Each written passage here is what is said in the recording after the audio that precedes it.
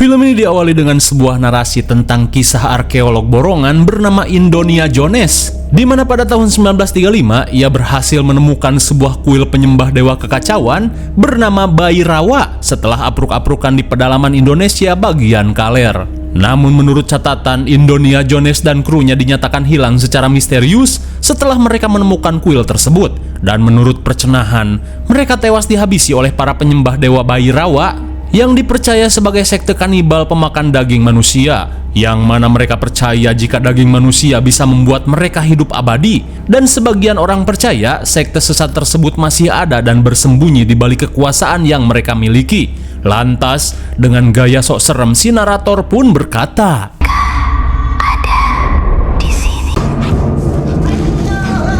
kemudian, scene beralih pada ritual penumbalan yang dilakukan oleh sekte kanibal, di mana kali ini mereka bersiap menumbalkan seorang kewes yang akan mereka jadikan sebagai hidangan utama.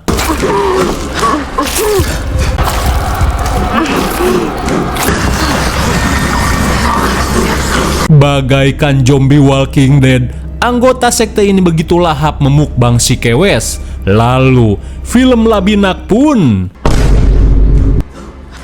riweuh make dibulak-balik segala. Lalu, film kanibal pun baru dimulai. Singkat waktu, scene beralih pada seorang guru honorer yang tidak diangkat-angkat jadi PNS bernama Najwa, tapi nggak pakai sihab, di mana ia sedang menunggu hujan poyan reda bersama putrinya yang bernama Yanti. Hingga setelah cukup lama menunggu, akhirnya hujan pun reda dan Najwa langsung mengajak putrinya untuk pulang.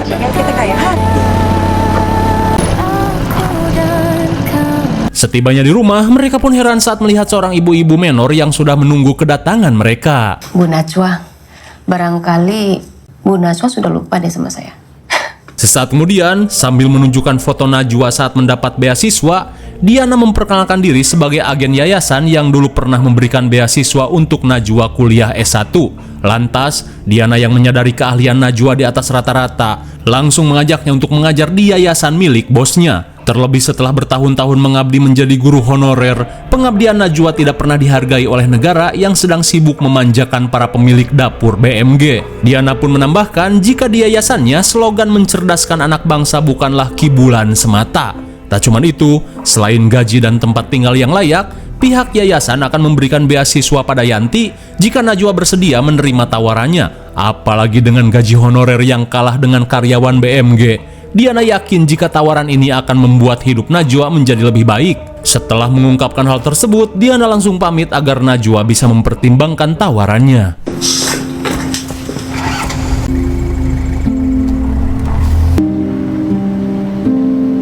Seketika Yanti pun terperangah saat melihat cekulah milik yayasan Budiana seperti cekulah-cekulah di film Korea.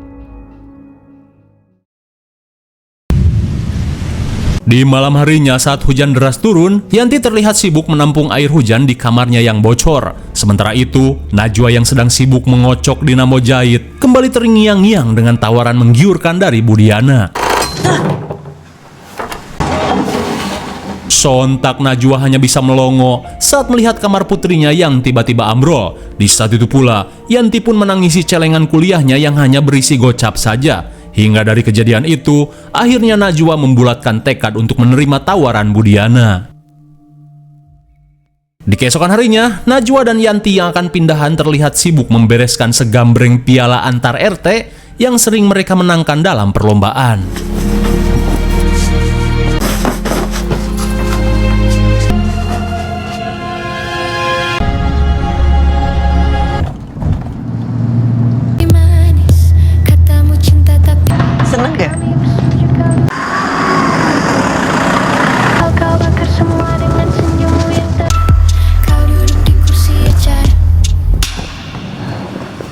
Singkat cerita, akhirnya mereka sampai di rumah yayasan yang akan ditempati oleh Najwa. Di tengah penyambutan, Najwa berkata jika seumur hidupnya, ia baru pertama kali melihat rumah sebagus ini dijadikan rumah dinas.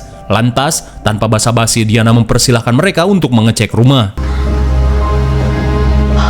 Bagaikan mimpi di siang bolong, Yanti pun semeringah saat melihat kemewahan rumah dinas yang akan mereka tempati. Sementara di luar, Najwa terlihat menyapa seorang mama yang terus memperhatikannya dari atas balkon.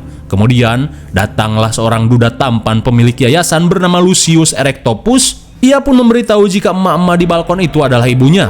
Setelah sedikit basa-basi, Lucius meminta Najwa untuk menikmati setiap fasilitas yang telah ia sediakan. Hingga setelah Lucius pergi, pria galing dangdut bernama Yudas Espareot langsung memperkenalkan diri sebagai pengajar psikolog di yayasan ini. Di saat itu pula, Najwa pun heran dengan nama-nama mereka yang sepertinya bukan asli orang Indonesia. Lantas mereka pun memberitahu, ini mah disuruh sutradara. Dirasa sudah kelamaan, Diana meminta Najwa untuk beristirahat terlebih dulu. Singkat waktu, malam pun poek. Setelah membereskan rumah, Najwa yang akan beristirahat seketika heran saat mendengar suara decitan si Jerry.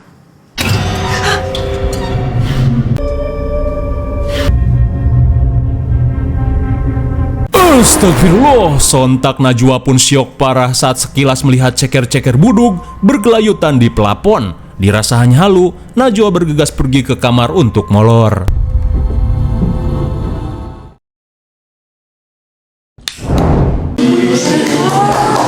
Di keesokan harinya, para murid pun orongoh saat melihat debus sains yang dilakukan oleh Najwa. Hingga saat bel istirahat berbunyi, Najwa meminta para murid membuat kelompok untuk praktek fisika minggu depan.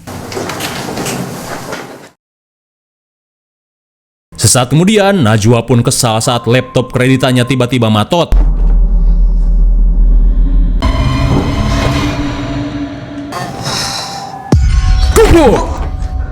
Baru saja melihat hal yang aneh, Najwa pun kaget saat kedatangan seorang guru bahasa yang mengaku bernama Ratih. Hingga di tengah perbincangan, Ratih pun pamit saat mendengar bel masuk telah berbunyi. Namun melihat Bu Ratih yang mengalami tembus softtek, Najwa yang pengertian langsung meminjamkan sweaternya. Boleh duduk sebentar? Iya, ada apa, Pak? Saat Yudas datang, ia langsung menghadiahkan semisting seblak ceker entog untuk makan siang. Tak cuma itu, Yudas pun memberikan HP iPhone 16 Pro Max dan juga MacBook baru pada Najwa untuk menggantikan memek bukannya yang sudah matot. Bagaikan ketiban durian montong, Najwa seakan tidak percaya saat mendapatkan hadiah tersebut. Terlebih dengan gaji guru honorer yang seuprit, Najwa tidak pernah kepikiran bisa memiliki barang-barang standar kekayaan di zaman now ini.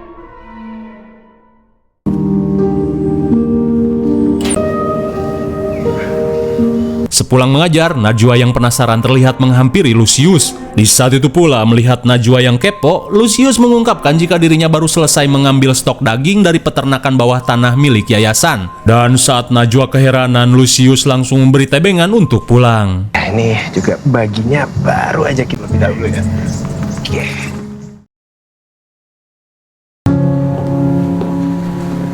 Sepulang ke rumah, Najwa pun terperangah saat rumah dinasnya sudah dipasangi home theater dan juga Yanti yang mendapat HP iPhone baru. Namun sesaat kemudian Najwa pun heran saat melihat sekelebat sosok yang pergi ke arah gudang.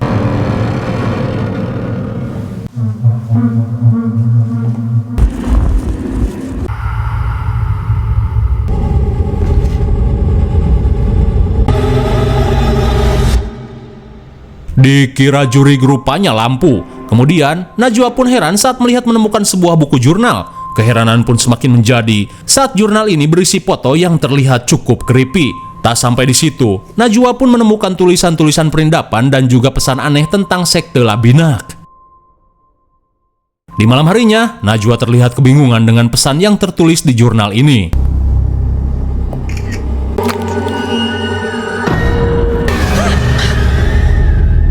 Dirasa kembali halu, Najwa yang ketakutan bergegas pergi ke kamar.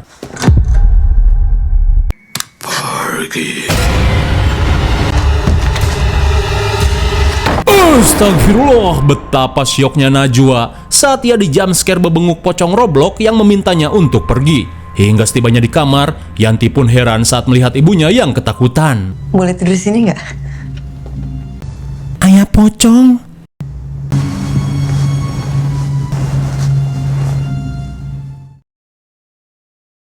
Di keesokan harinya, Najwa langsung menunjukkan foto aneh yang ia temukan pada Diana dan Yudas. Melihat hal itu, Diana berkata jika ini hanyalah foto pentas seni tahun lalu. Ini saya Siska. Sontak Najwa pun heran saat melihat kelakuan Diana yang seolah tidak ingin tubuhnya terluka sedikit pun.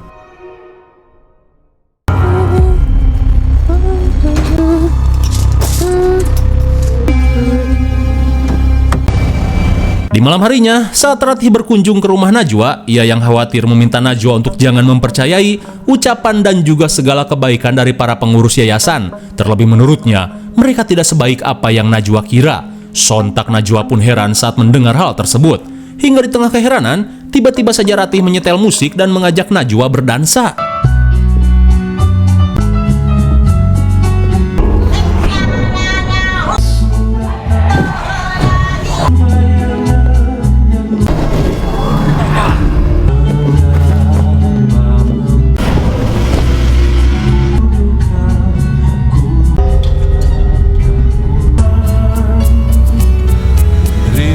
Astagfirullah, ternyata Ratih adalah si kewes yang telah dikorbankan di scene awal tadi, di mana kini ia yang telah menjadi arwah berusaha untuk memberitahu Najwa dengan cara yang sangat ribet. Di keesokan harinya, Yanti terlihat asik berkunjung di rumah Eva yang merupakan cucu dari Oma Ida, sang big mom di yayasan ini. Di tengah hangatnya suasana, Oma Ida mengajak Yanti untuk ikut berlibur ke villa bersama keluarganya. Hingga setelah Oma Ida pergi, dengan gelagatnya yang aneh, Lucius terlihat menatap tajam ke arah Yanti. Di malam harinya, di tengah derasnya hujan, Najwa pun khawatir saat Yanti tak kunjung pulang.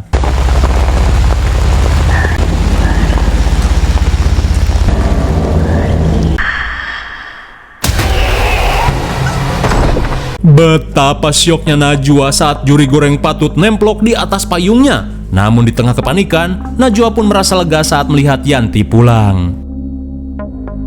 Di tengah malam, Yanti pun terbangun setelah mendengar suara cakaran. Dan betapa syoknya Yanti saat melihat tangan-tangan buduk keluar dari dalam lemarinya.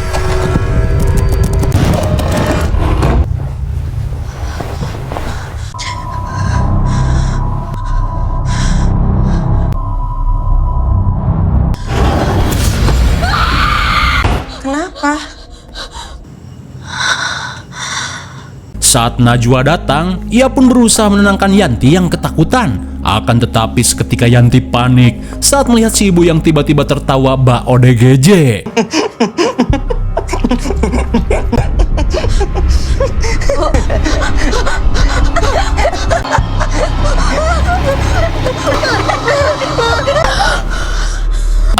Seperti biasa, bagaikan waper jenggo, rupanya semua itu hanyalah mimpi. Di keesokan harinya, setelah mendapat izin dari si ibu, Yanti yang akan pergi berlibur langsung berpamitan, di mana ia akan menginap di villa milik Oma Ida selama 3 hari. Ibu, pamit ya.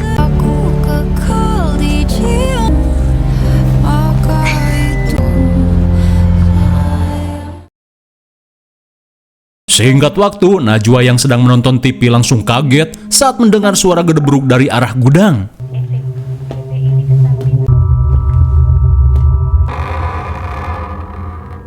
Dirasa cuman angin, Najwa tidak terlalu memikirkannya.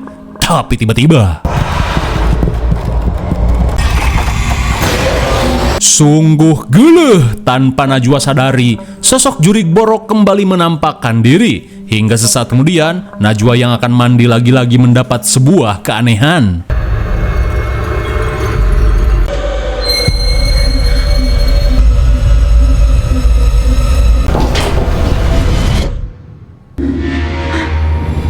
Betapa syoknya Najwa saat melihat pesan peringatan yang mengungkapkan jika Najwa akan mati.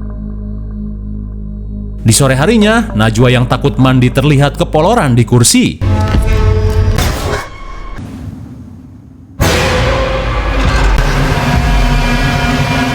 Saat kawanan jurik muncul dalam mimpinya, sosok Ratih terlihat berjalan mendekati Najwa. Kemudian, Ratih langsung memberikan penglihatan ritual saat dirinya dijadikan sebagai tumbal.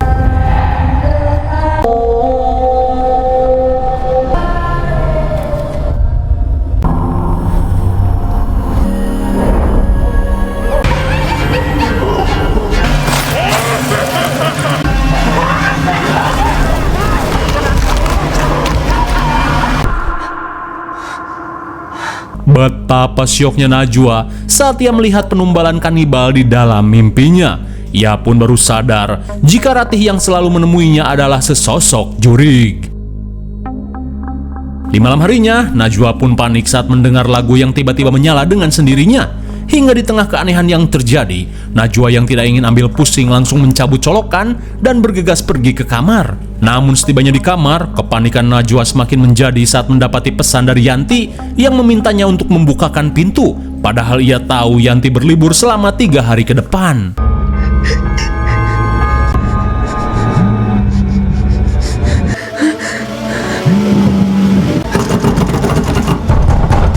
Di tengah teror yang semakin menjadi, Najwa yang ketakutan meminta Jurigrati untuk pergi.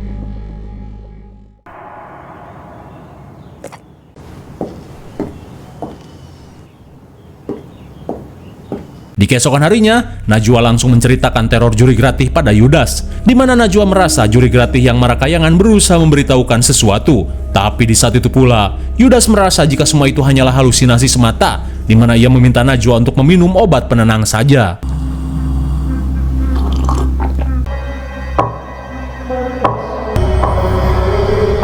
Semakin cepat kamu menemukan.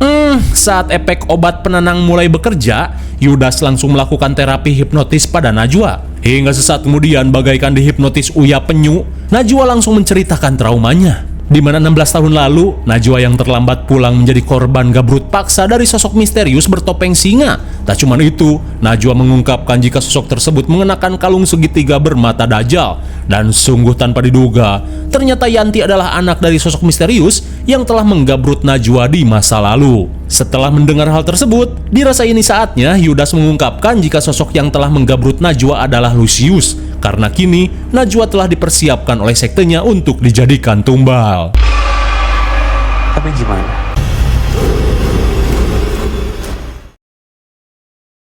Sementara di villa, Yanti yang gabut merasa penasaran saat melihat buku berjudul Labinak alias kanibal yang diribet-ribetin.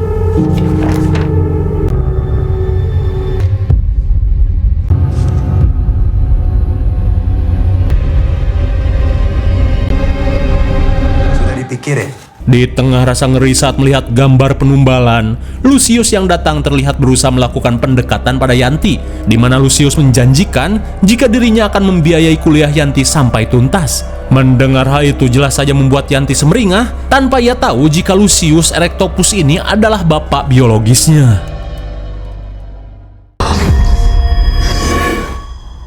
Kembali pada Najwa, ia yang siuman bergegas mengikuti Jurigrati yang mengajaknya pergi ke gudang.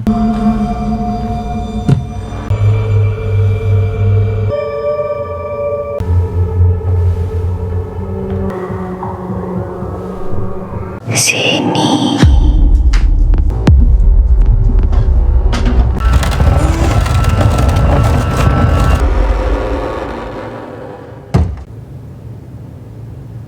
Setelah menemukan pintu rahasia, Najwa yang akan pergi ke basement bergegas mengambil senter dan linggis untuk berjaga-jaga.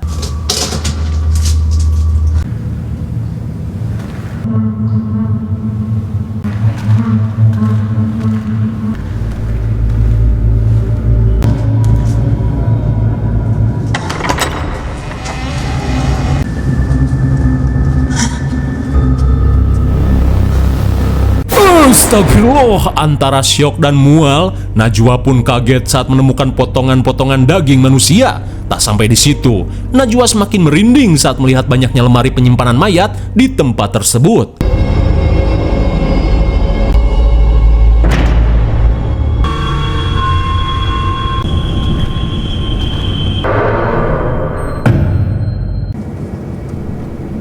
Betapa syoknya Najwa saat menyadari jika lemari mayat ini sudah dipersiapkan untuk dirinya.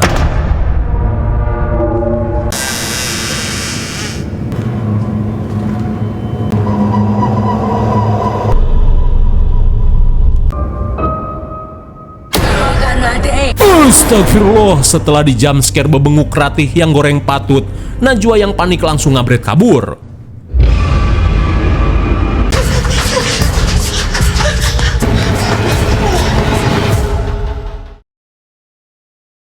Di tengah kengerian yang terjadi, Najwa langsung mengirimkan pesan suara pada Yanti agar secepatnya kabur. Tapi suenya, pesan tersebut malah diketahui oleh Eva. Sesaat kemudian, Eva yang datang langsung memutar pesan suara yang dikirim oleh Najwa. Yanti dengerin ibu baik-baik. Ada di sini mereka semua jahat. Cari polisi. Tunggu ibu di sana. Dirasa rencananya sudah terbongkar, Lucius mengajak si emak untuk mempercepat ritual penumbalan. Terlebih gagalnya ritual 10 tahun lalu, membuat istrinya yang mengalami penuaan ekstrim merasa putus asa, hingga akhirnya nekat melakukan diskon umur. Dan seperti yang kita tahu, jika penumbalan ini bertujuan untuk membuat awet muda dan panjang umur. Tapi jika ritual ini gagal, penuaan ekstrim tak bisa dihindari. Lantas Lucius yang tidak ingin membuang waktu, langsung mengajak keluarganya melakukan persiapan. Sementara itu, Najwa yang berusaha kabur terlihat apruk-aprukan ke arah hutan guna menghindari para penjaga. Hingga di tengah pelarian, Najwa pun bergegas meminta bantuan pada sekelompok orang yang sedang ke kempingan. Tapi ternyata, orang-orang ini adalah kelompok Diana yang sedang asyik barbekyuan daging manusia.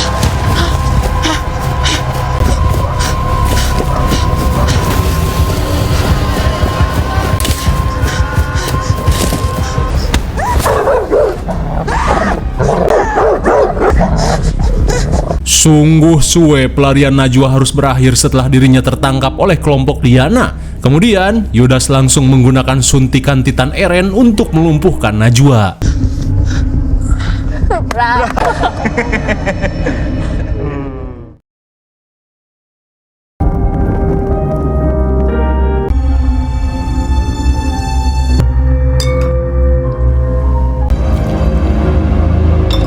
Kembali pada Yanti yang sedang mengikuti sesi makan malam ala-ala princess, tanpa ia tahu jika perdagingan di atas meja adalah daging-daging manusia.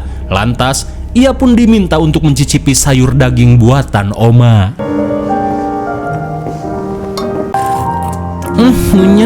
Ngunyah.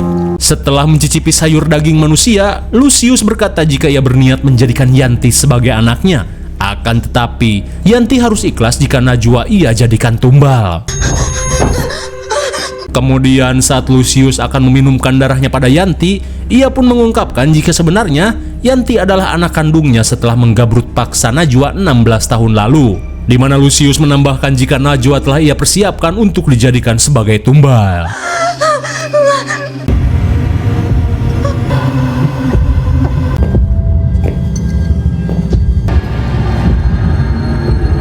Sungguh instan setelah mencicipi darah ayahnya, Yanti langsung terpengaruh.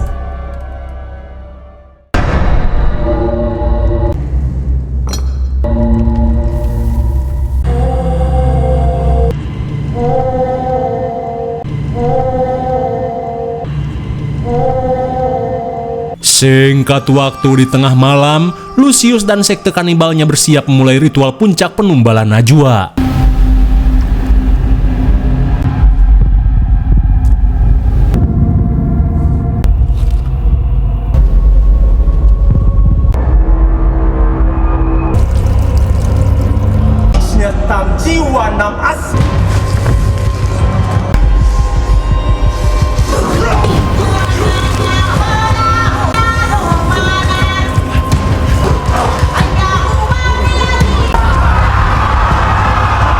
Setelah berjoget ceringe, Lucius yang dikenal sebagai raja langsung memberikan darahnya kepada para pengikutnya.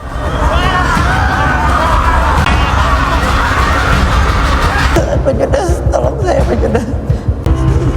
Anakku. Jangan.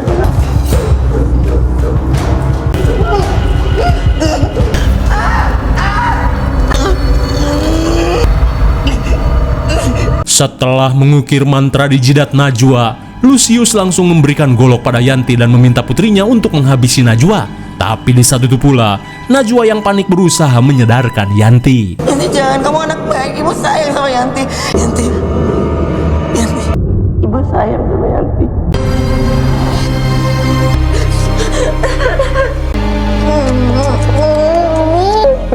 Pelukan ibu.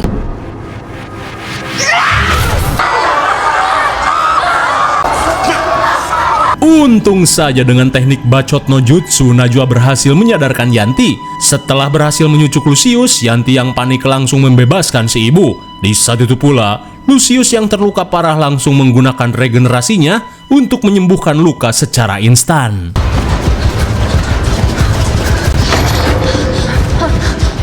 Setibanya di ruang penyimpanan, Najwa meminta Yanti untuk bersembunyi di dalam lemari mayat. Hingga sesaat kemudian, Yudas yang datang berusaha melakukan pencarian.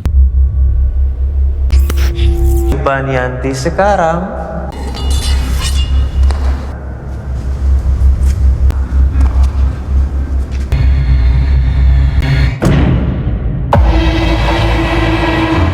Namun di tengah pencarian, Yudas pun panik saat mendapat teror dari juri Ratih yang berusaha menuntut balas atas kematiannya, di mana Ratih ingin Yudas merasakan apa yang ia alami.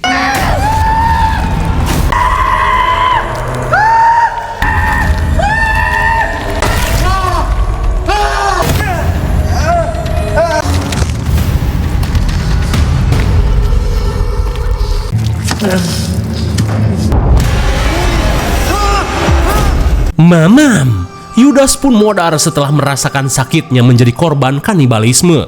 Di tengah kengerian yang terjadi, Najwa yang panik langsung mengajak Yanti untuk kabur.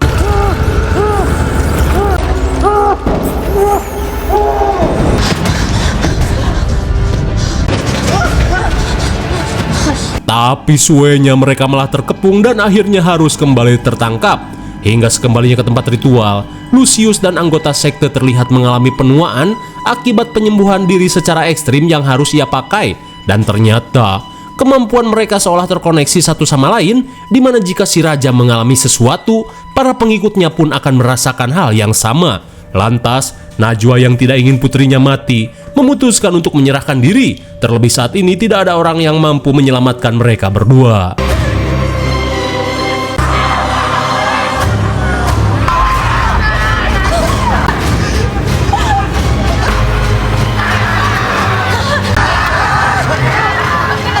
Sungguh mengerikan. Najwa pun harus merasakan perihnya dimakan secara hidup-hidup seperti di film-film zombie. Tak ingin ibunya menderita secara perlahan, Yanti pun terpaksa harus menghabisi ibunya.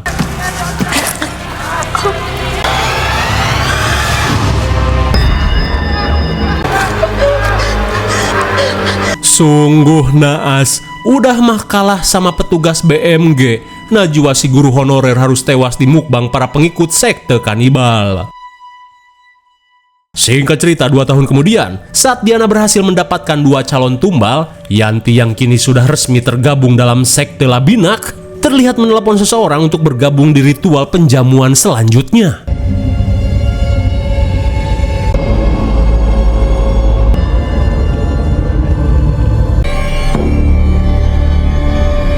Da eta si Kuroy, tanpa diduga, Yanti menghubungi Sumanto untuk ikut dalam penjamuan sektenya. Dan kalau kalian tidak tahu siapa itu Sumanto, cek Mbah Google sekarang juga. Lalu, film pun sudah berakhir. Bagaimana, mengerikan sekali bukan? Sudah tidak perlu dijelaskan lagi karena semuanya sudah jelas. IMDb untuk film ini adalah 5,0. Mungkin segini dulu pembahasan film Labinak alias kanibal diribetin. Sampai jumpa di video selanjutnya. Salam Ojon's Review.